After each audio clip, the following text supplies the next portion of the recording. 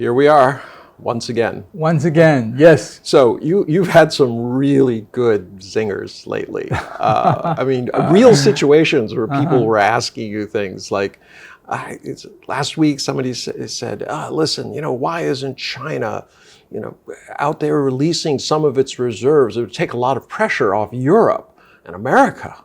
Oh, absolutely. And this came from a very senior European diplomat.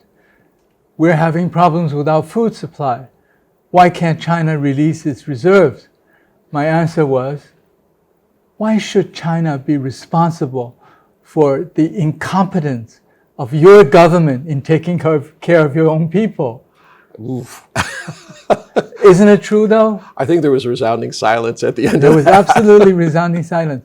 But actually, there's a history to this, because for the last year, more than a year now, China has been buying to build up its grain reserves.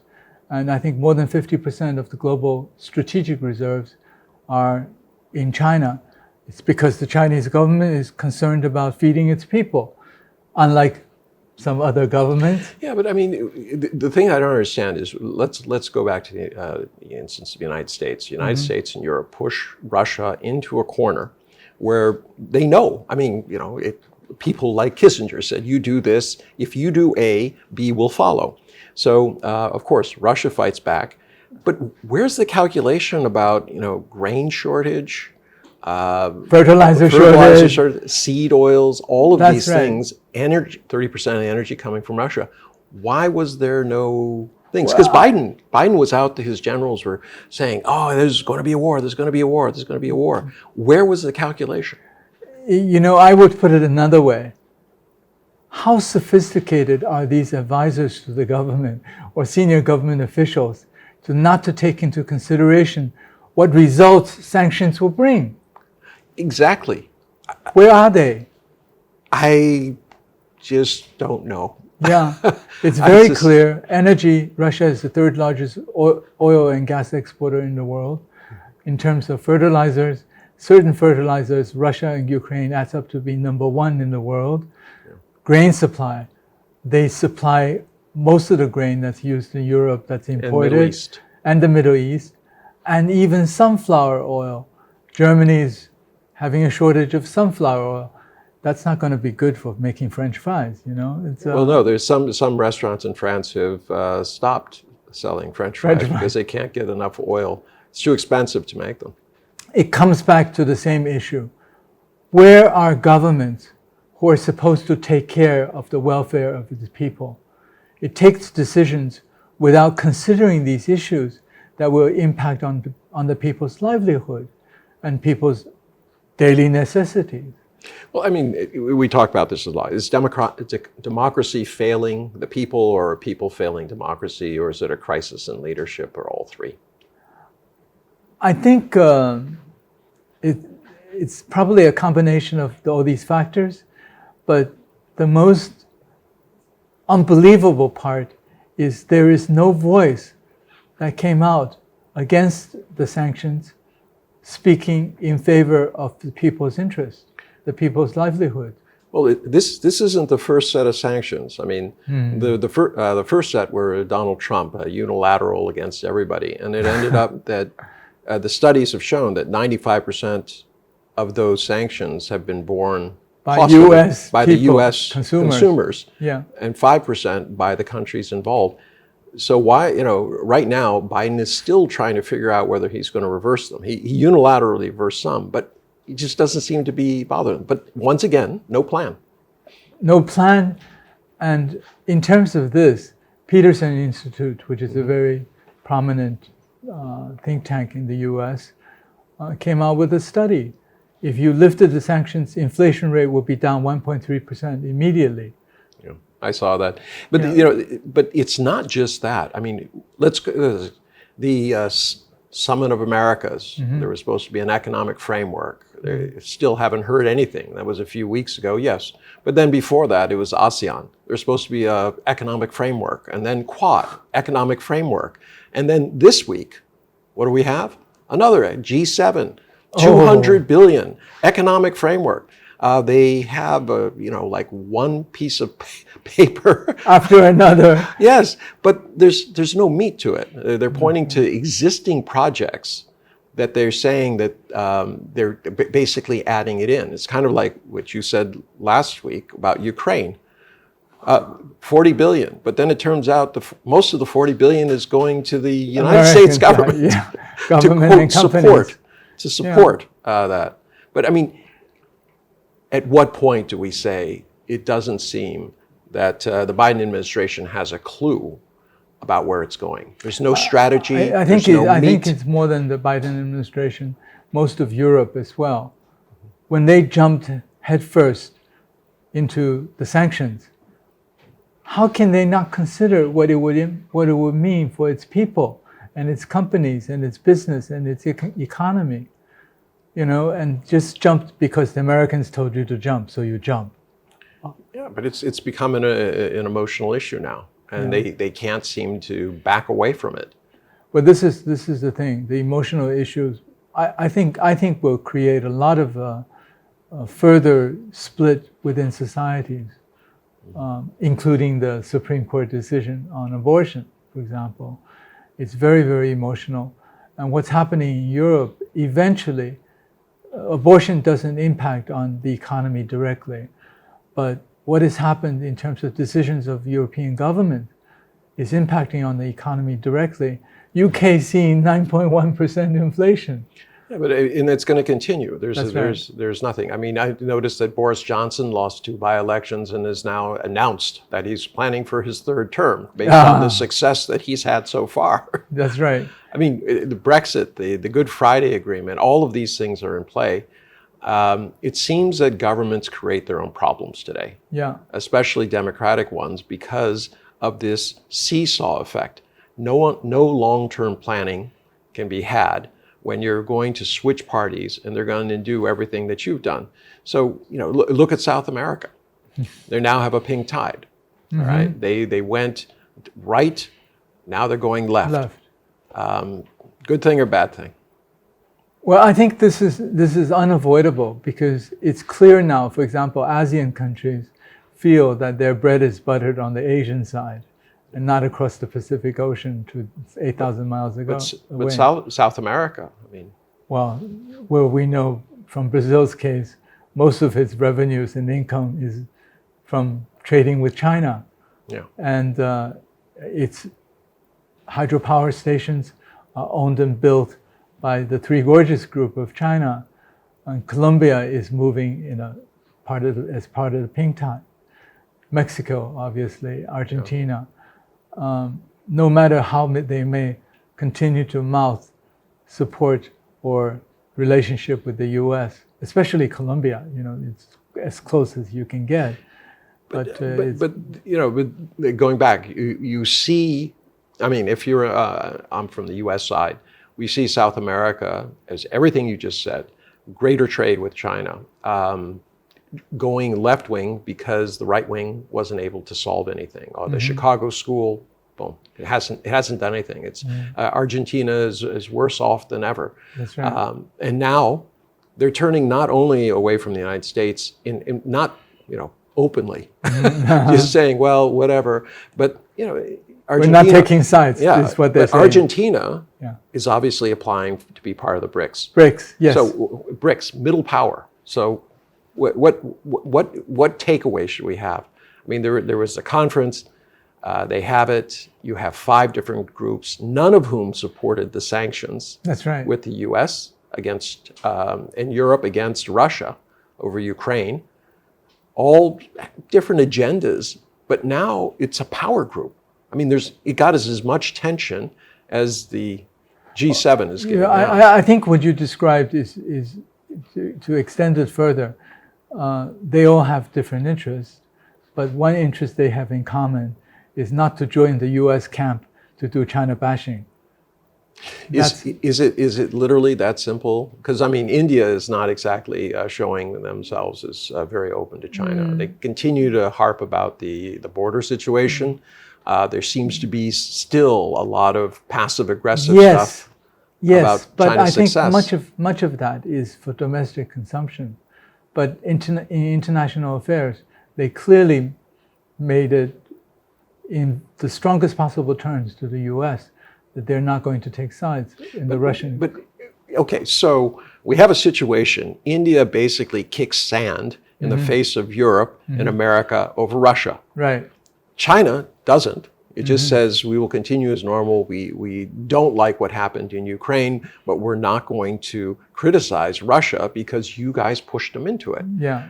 India's none of that stuff. They're just saying, oh no, we're continuing to buy armaments from Russia. We're going to continue buying oil. We're going to continue to buy quadruple wheat. our oil Yes, purchase from we Russia. have no problems with them, and basically unapologetic. That's right. And Biden, oh well, you know, they have their own way. We should let them do that. But where is that same understanding with China? I mean, if they took the same attitude towards India as they did towards China, as they have towards India, there wouldn't be any problems in the world right now. That's right. China is happy to talk about collaboration, talk about cooperation and win-win situations. China is happy to do that. But it seems that the elite in the US, especially on the governmental and party politics side, have come to the conclusion that we have to have an enemy on a global basis, and China is it. Even China's attempt to become more self-sufficient in grain is now described by a study of the National Security Council as a threat to US national security.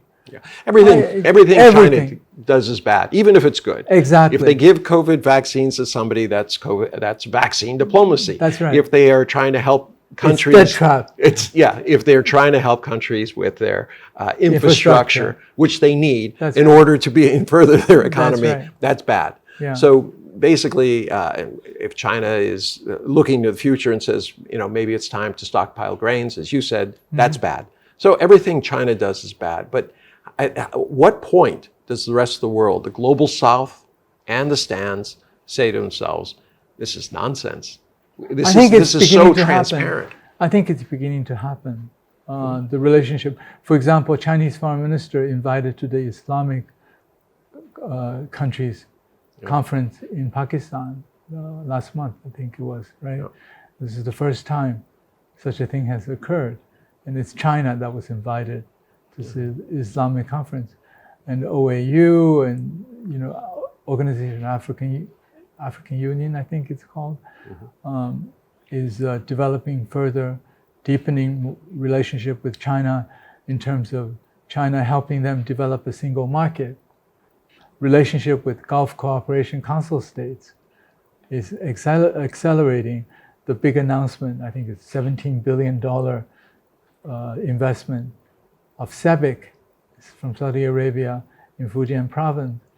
And all of these things are happening in very real and practical terms, pragmatic terms. But, you know, but the response from the U.S. is that Biden... All paper, but Biden is going to meet with MBS reluctantly. I mean, there was that back and forth. The White House issued statements, he's going to meet with them. Then they asked Biden, are you going to meet with him? Hasn't been decided. No, things like this. Is that because, are there concerns about him? I think there are serious issues about the Middle East as a whole. It's not just MBS. Of course, MBS is... Saudi Arabia is the biggest country there. But what's interesting is I think the leaders used to see US as a pot of gold because US was buying all this energy from the Middle East. Now we're a competitor. You're absolutely, in very pragmatic terms, US is a major competitor now to the whole Middle East. Biden, I think it was started with Trump telling President Xi, and President Biden also telling President Xi, you have to buy more U.S. energy, you know, less Middle Eastern energy. I noticed that year on year, last month, China bought 44% less oil from the United States and increased its oil imports from Russia. It became number one, but then from a host of other countries. That's right. Yeah. I think there's another facet here. I think the Middle East is in a historic transition period. because you now have MBS, who's in his late 30s, early 40s. You have new emirs in a number of countries. Qatar, now. That's right. And also Emirates. Emirates, and you have a generation of newer, more sophisticated, less zealot in religious terms, leaders who are looking at reforming their societies, including more opening up. One of the biggest concerts, outdoor concerts in the world, was held in Saudi Arabia. Well, the World Cup will be held in Qatar. In Qatar, exactly. So when they are more opened, there is a lot more need to do trade, technology transfer, and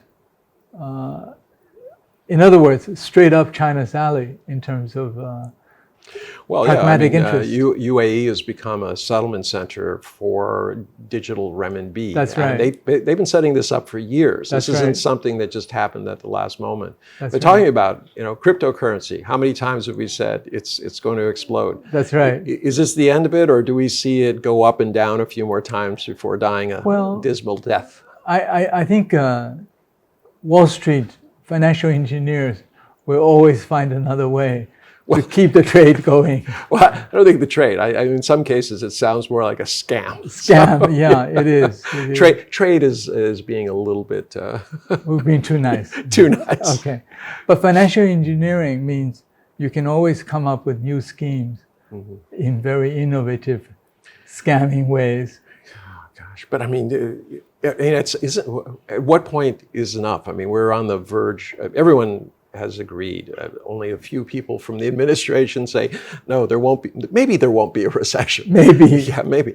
But it's really about a recession or a depression at this juncture. And we don't seem to be... Stagflation, but where's the global action? I mean... I don't expect global action because that's what the G20 was supposed to do, right? And now you have the US talking about kicking Russia out of G20 even. But I mean, I don't know if that happens. I think that it requires agreement by everybody, and obviously China won't agree. And quite frankly, there are other countries who probably say, no, we don't want to politicize this. That's right. Yeah, but the G7 is meeting. Instead of throwing up a plan for the world, Biden, it just goes back to this, throw a big number out there, 200 billion, have no idea what it means, but there's no plan. I mean, right now, COVID is 20% of the people in Britain have COVID. And the numbers are coming out about long COVID, where you're 3.4 times more likely to get things like Alzheimer's and other neurological diseases going forward. And lung disease and lung disease and heart disease and things like that. So, I mean, this idea that somehow COVID is over, and it's being pushed by a lot of governments, a lot of media, saying, oh, we're tired of this. Oh, just get on with it. People die, people die. I don't think they have an understanding that 1 in 5, 20% of all people who get COVID have long COVID. Yeah, they have COVID symptoms going on after a month. And thereafter, as I said, they're now discovering that there are long-term neurologic and other issues. So instead of looking at these issues which impact the rest of the world, the whole world actually, including climate change, which is impacting developing countries like never done before, the way it's impacting on food production, on famine creation and social instability. Instead of addressing these issues, again, G7 plus. What does it mean? It's again rallying people against Russia and China. Yeah, but I mean, okay, what I don't understand, I mean, she made basically a call at the BRICS. He said, listen, we have big problems. And he just named all the ones you just talked about. And he said, we need to figure out a way to work together. He said, and resounding silence. Nothing came from Europe or the US saying that we want to do this. And without their help, because they're still the richest nations, what can be done? It just seems like they were treated I don't think we should expect much help from them, because with the risk, very high risk of stagflation coming on the end of this, by the end of this year, or even the beginning of the second half of this year, next quarter. You know, in technical terms, we could see 2 quarters of decline in GDP in the US, which by definition is a recession. 2 quarters of continued GDP decline. But given the situation in the US and the politics of the midterm elections coming up, and how Europe will most unlikely be able to bear the brunt of the oncoming winter without energy. Well, they had a meeting this week where they were supposedly talking about it, but I don't know what talk is going to do. It's about supply. And they're not going to be able to get gas if they don't get it through the pipes. Speaking of supply, here's something else. Here's something else. You do sanctions on the US, why don't you release 50% of your strategic reserves of oil, America? That would really help your population in terms of reducing energy costs. Yeah, but instead he's going on a gas tax holiday. That's right. This is Biden's big plan. I'm going to give you a 3-month gas tax holiday. But releasing strategic supplies? Well, they did that. They did that a 10%. while back. Yeah, but it didn't really do much. But That's I think they're afraid that this is going to be a lot longer than a couple of quarters. I mean, it's amazing to me. You look at China's numbers in 2020 in terms of what it did, in terms of growing its economy. Then you look at what happened in the US. People are oblivious to the fact that the US lost 3.4% of its GDP. That's right. In 1 year. That's right. Right. And they talk about how, the US has done a great job. It's completely glossed over. 1 million people died, the most anywhere. They say, well, the narrative is, well, that's because we test and we what you're talking things. about, It's I think, nonsense. is all this nonsense is tied directly to the fact that mainstream media. But why? Why does the mainstream media consistently take the wrong end of the stick? Mainstream media is owned by financial institutions, financiers, and they're tied to the politics of America. Are they? Right now, the finance is going down the drain. We're looking at recessions. That's not a good time for finance. I mean, for wealthy people, it's a great time. And this is something that people don't understand. The deeper in debt and the more horrible things are for everybody internationally in any country, those with money can sweep in and buy up everything 1998, Asian financial crisis, that's exactly what happened. Many fortunes were made. That's Unfortunately, most people suffered. Many fortunes were made by American financial institutions. And you think this is a repeat? It's an attempt at a repeat, or there are attempts already to move in this direction. The collapse of the Japanese yen now makes Japanese assets very, very cheap. When your currency falls by 20%, potentially another 15% more in the next 2 months, you're getting things off the floor. So where do you think we're going to be in 2 months in the yen? You think it is 15%? I think, it's gone from 100, 110 to 135 now. Of course, Dr. Doom, Nurio Rubini, says that Asia will have a complete collapse if the Japanese yen reaches 150, and it's headed in that direction. But okay, so let's revisit what happened this week in Japan. Basically, this maverick, as they called him, came in promising all these big reforms, and he was going to, increase the minimum wage. He was going to get all these things, and he's gone back to basically a retread of Shinzo Abe. Absolutely. So, where's the new thinking there, and how is this quote maverick who was going to change and shake everything up? He's been reduced to a puppy dog. Absolutely, and continuing zero interest policy, continuing money printing, continuing quantitative easing. So when you start talking about where the Japanese economy is going, a lot of it has to do with the fact that they're continuing to do the same Same. Yeah. I mean, This is the definition of insanity is doing the same thing over and over again, expecting a different result. And expecting that it would, like you said, a different result. Because we've already seen what the same has produced. Yeah. And now we do same again. And for Japan, it's really significant because, well, I think there's several things here. If the yen continued to decline, every input in terms of their manufacturing and exports is increasing in cost because your currency is declined so much, right? Mm-hmm. Which means their exports will be even less competitive than they were. But right now, I mean, it seems like the whole world is trying to bank on what they can control through monopolistic power. I mean, you start looking at Taiwan, 90% of all chips that goes to the US from Taiwan. So Taiwan figures they're pretty safe at this juncture. But you have the same thing in South Korea. They also control a lot of chips. And some intermediate especially bits. memory chips. Memory chips. Yeah. Japan, interestingly enough, announced a deal with a Chinese company for new memory chips to combat the Koreans.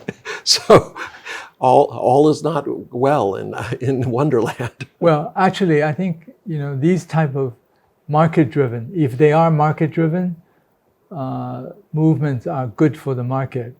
But the U.S. drive on Taiwan is to get Taiwan to be a proxy, to be the cannon fodder. After they've gotten chip production out of Taiwan and hollowed out the economy. That won't happen. I don't think the Taiwanese businessmen are very, very aware of what's going on. That's right. They're smart enough. You haven't seen a rush towards building new plants. There's been a few token ones, but I remember they said, oh, we're building an 8 nanometer. Well, that'll be ready in 2 years. But you're already producing 2 nanometers in so what does basically an out-of-date fab plant mean for the United States? Yeah. All right, we got to talk about abortion. So abortion, it came down, huge impact. We're both lawyers. 50 years now going backwards. But I mean, you have Clarence Thomas basically writing the opinion, and he says, look, in terms of every constitutional right, because he says, oh, I want to apply this to gay marriage, I want to apply this to everything. I don't want any rights created by the court. He said, what you have to do is go back in time, 240 years ago, or 230. 14th Amendment? Yeah. Well, no, all the things, constitutional. All constitutional issues should be decided based on whether or not, all right, the same situation existed 240 years ago. And if it did, I mean, he's talking about the framers of the Constitution. So in arguing on one thing, he said about guns, all right? Guns was about, okay, so if you weren't allowed to have guns in the legislature, then we'll accept that there's a reason, because it was accepted by the framers, even without laws. I don't even know what this means legally. Generally, we deal in things that are written. And he's just making stuff up and saying that all constitutional issues have to be looked at from a historical perspective. You have to take a microscope. Sure, let's look at the microscope. In terms of voting rights, who had the voting right?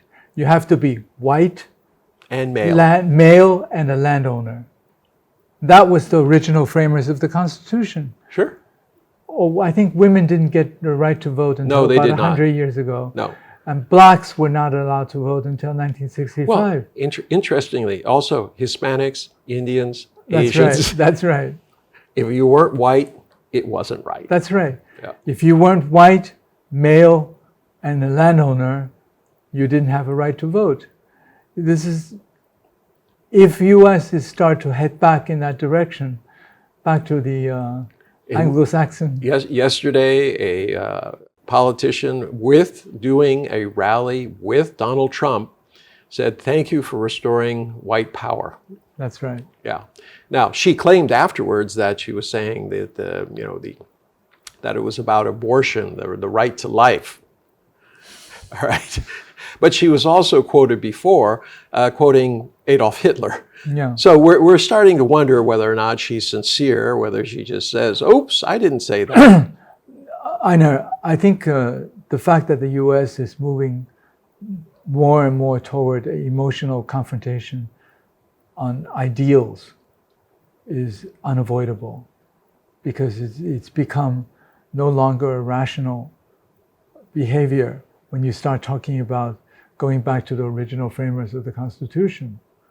But I mean, there's a group called the Federalist Society, and you know people in there, I know people, and basically every conservative Supreme Court justice that is on the bench was a member of this group, and they push what they call originalists. And that's this doctrine that Clarence Thomas is talking about, that you can only interpret the Constitution if you know what happened 240 years ago, which is quite interesting because he's not exactly the best student of history. That's right. Yeah, he's also not white. And that's interesting. Yeah. Because today you're starting to see certain minority groups. For instance, Donald Trump had actually an increase in the number of Hispanics who voted for him, even though he says really terrible things about Hispanics. Same in African American circles. Herschel Walker, he's running. He seems to think there are 52 states. He has some problems with the fact that he did not graduate from the school he said he did. Oh yeah, and he was caught in that. And he said, no, I never said that. And then they have him on tape, saying it many, many, many times. So I mean, we now expect a post-truth, post-hypocritical world. But at what point does it all fall apart? I mean, there's no glue anymore. It's not only the US. I think the same thing is beginning to happen in Europe too. Green Party, for example, in Europe, we joke about tree huggers, and they're really, really, absolutely tree huggers. Shut down all the nuclear power plants, so on and so forth. Now, a government in which Green Party is a participant is now reopening coal-fired power plants. Yeah. Because the ideals of freedom and democracy against autocracy is more important than climate change. So let me get this right. A ideological difference, all right, is more important than survival. That's right. Because these are the people who are saying that unless we get serious about climate change, that's what populists push. Yeah, but I mean, how is it possible that we've gone down this road? And why is China being vilified for actually doing something about poverty, the environment, all the things that a responsible country is supposed to do? Creating a better life for its people. That's what China is doing. But I mean, it's constantly criticized. It's constantly. Is it because they're not producing, that they're in essence trying to shift the narrative to say it's not our failure, it's something you're doing? That's one part of it, but I think it's a combination of a number of things. One is racism. There's always been the yellow horde. Yeah. You and I know that firsthand. That's right. We went through the whole period and continue to go through it. Oh, it's worse now than when we were kids. That's right. When we were even in school, right? Yeah. And racism, white Anglo-Saxon Protestants are the original God-sent people to run the world. I mean, this is, we talk about this in terms of the Crusades. We talk about in terms of the first wave of colonialism from Europe.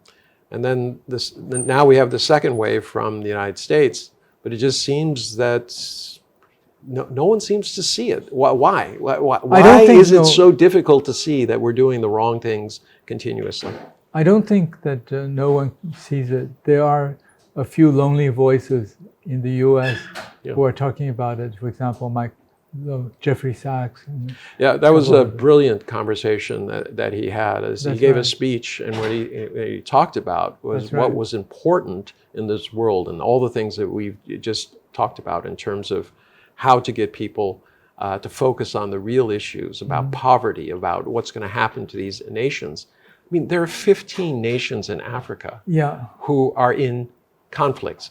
8 of them are low conflict areas where it's continuing activity, but it's not flared up. 7 of them are active, and you start looking at that, and then you start even in next to India, where you have Sri Lanka at the bottom of the about Indian to Ocean. collapse, yeah. It is collapsing. Yeah.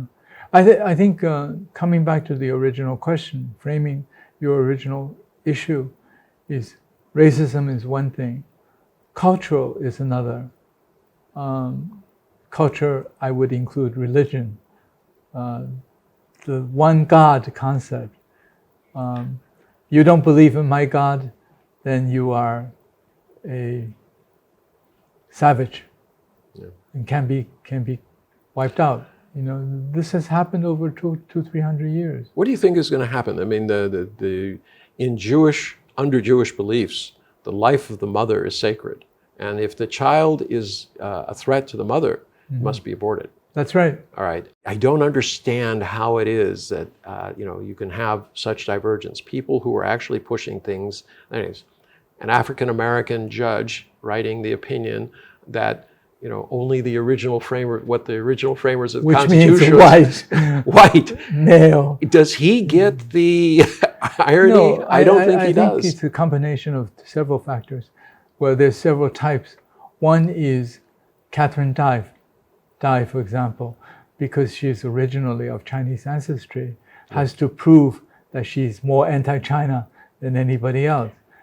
And the Stockholm syndrome, and that's right. Also all new converts feel the need to exert. I mean, so many of the people who committed suicide in these terrorist attacks. So that's one aspect. New recruits. That's right. Yeah. That's one aspect. Another aspect, I think, is, again, religion, religious concept of one God, the self-righteousness of only our God, only my God is the right God.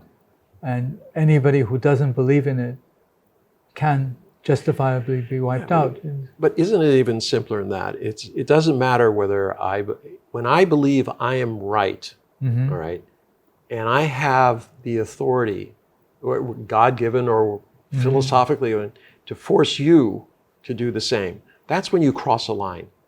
I mean, America was founded on the idea that there would be differences in religions, differences in races, all of these things. And rather than having one religion, they just said, look, everybody, you do what you need to in your house, right? But you don't impose what you do on somebody else's house. That has broken down. That is great in theory, but terrible in practice, because America was founded by Puritans, and it was very clear that whoever controlled the guns and controlled the government was in the majority, would basically can dictate.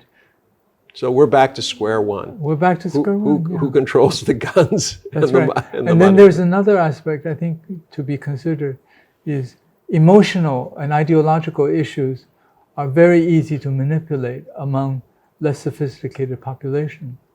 Yeah. And politicians, you have the third type. You have the religious type, you have the those who need to prove themselves, and then you have those opportunists who figure out how to manipulate. Oh, not Donald Trump, who, interestingly Zelensky. enough, no, there was a study by a pollster, and she's been following Trump supporters, and she seems pretty neutral. She's only interested in the data. Because of the January 6th hearings, she went in and talked to them. None of them, not one, supported him to be president, although they still espoused and believed that he was a great leader. I mean, the movement he started seems to be moving past him. That's right. And I wonder how he's going to react to that. I don't think well. Well, whether or not he reacts to it well, whether or not he gets to run again, but I think he'd be quite content in being the godfather of whoever it is that comes in. Is he? I don't think so. He's never shared a stage with anybody. Unless you lick his boots, you're not fit to be in the room with him. I mean, quite clearly. Look at the way that he's treated people who actually defended himself. The House Majority Leader. You're right. Yeah. Coming back to the abortion issue, the abortion decision of the Supreme Court may actually help the Democrats a little bit, in the midterm election. Guns and abortion That's right. should, in theory, help. But you know what? If you look at history, people are pocketbook voters. It's the economy. It's the economy. And right now, over 77% of the population think that's the number one issue, and they don't think that Biden's capable of solving it. I don't think the U.S. current political system is capable of solving it. Yeah, well, it's seesawed back and forth so many times. The long-term planning and work necessary to move the economy in the right direction just has never been done. It can't be done when you're changing horses every 4 years. That's one part, changing horses every 4 years, and then people shift in this direction and that direction. But there's another part too. Why it can't be done is because decisions, policy decisions, are not based on, because it's short term, are not based on what's good for the country and the people. Yeah. It's good for specific interest groups. What do you think the outcome of the January 6th is going to be? Hearings. I've been surprised. I mean, they have, from a prosecutor's point of view, no, I mean, they really are going down the line, showing all of the conspiracies. I used to think that these would be a nothing burger. They would just be a lot of, shouting and screaming and, nothing produced. I mean, clearly Trump was looking to do no good. But the issue was, I didn't think that they would marshal this much evidence. And it seems that they're doing that. Do you think from your perspective, do you think they could actually get him into a criminal situation? Conspiratorial theories will say that this is how, like what you just described, this is how the Republican Party are trying to garner up the former supporters of Trump to continue to support a new Republican leader. Well, but they're talking. There have been many focus groups talking to Trump supporters. Most of them, a couple of them didn't even know about January 6th. There was a couple of young ladies who were at one of his rallies, and they just said, "Do you know January 6th? This is today." They said, "Was that election day?" Obviously not too engaged, but very, very vocal supporters of Trump. And the ones are saying, Trump is willing to make a deal. Make a deal for what? Make a deal to be the kingmaker. No, I don't. He's never. When has he ever been a kingmaker? No, he's never been. No, I mean he buys and sells, and he needs to be the focus of the brand. Mm-hmm. So in the past, when he's lost the brand, he's lost interest. Mm-hmm. I mean, Trump the whole Trump hotels, Trump meat, Trump water, Trump wine, Trump this, Trump Atlantic that. City, Atlantic City, everything that happened there. But even The Apprentice, as soon as he wasn't, remember he brought in a couple of celebrities and was trying to manipulate them, to control them and have them do his version of The Apprentice, and they quit, and then it was over. So I don't know if he's willing to do that. But you don't think anything is going to come of this? Just more polarization? It's just more polarization. Because when people are emotional and become quite irrational, well, Americans are not famous for being very cool-headed, logical people. It's just going to get more emotional and more irrational. Talking about irrational, the Ukraine has been put on the fast track to come into the EU. Now, I read back about this. Even the most optimistic Ukrainians thought that maybe 2030 would be the earliest that they could do it, because they have a GDP which was basically $5,000 per person per year. All right. This is really something when compare China. China's at 10,000, right? They're at 5. They had endemic problems with corruption. Every government that they elected, except for this last one, he wasn't able to avoid the war, but there hasn't been any showing of serious corruption so far. But I mean, there was nothing. There's certain things that you have to do, certain standards that you have to meet. That's right. In order to join the EU. The EU has tossed those out the window in this emotional sense that we're going to support Ukraine. But isn't that going to add more economic pressure for them to bail out Ukraine? We're talking trillions of dollars that they haven't been willing to to spend on anything else. Absolutely. I think it's already beginning, no matter what the EU says in public about supporting Ukraine joining EU, so on. There are already serious issues of domestic opposition to their politicians, because it means that EU will be, like you said, trillions will be added to their burden. Well, that's the cost of rebuilding Ukraine. That's if right. it's part of the EU, I'm assuming that they're willingly taking that on. I read somewhere one of the European press talking about, let the Russians have it. Let's see if the Russians can rebuild Ukraine. Yeah, I mean I'm not trying to minimize the suffering that's going on there now. I mean that's things, but it doesn't seem like there is any cohesive, cogent plan by anybody. That's right. To deal with what is going to be a continuing unfolding tragedy. I don't know how else to and put this it. continuing unfolding tragedy is spreading now to all of Europe in terms of energy and food shortages, and that will continue to exacerbate. But why aren't people paying attention to this? Why are the politicians rushing in when they know within 6 months they will be forced to take it all back? I think it reflects two things. One is the level of sophistication of the populace. We're talking about people who really don't know or don't care or don't understand and react emotionally. That's one side. It's a reflection of where the European and American population may be. The second is manipulation by politicians to manipulate the emotional reaction so that they can garner more populist support. So it's not a question of what is right. It's not a question of what is logical. It's not a question of what is in the interest of the country and the people in the medium and long term. It's a question of how to manipulate the populace by using emotional, irrational methods and play politics. So, unfortunately, let's make some predictions. I mean, because we get together every week and we talk through all of these issues. But let's not be like the politicians. Let's set some standards and start monitoring some of the things that we've been saying. All right, and then check back on them from time to time. Remember when I talked a year ago about food crisis? Oh yeah, yes, I do. A year ago. A year ago. Yeah. And it's this, but this is the thing. Right now, it seems that people's memory is about 15 seconds into the past and 15 seconds into the future.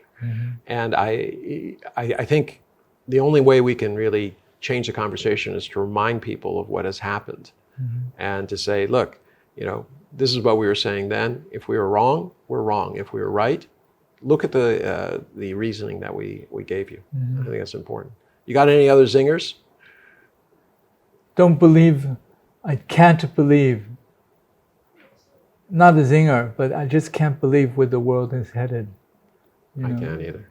I mean, it just seems to be, if you can do the wrong thing, it seems that's the only thing people want to do.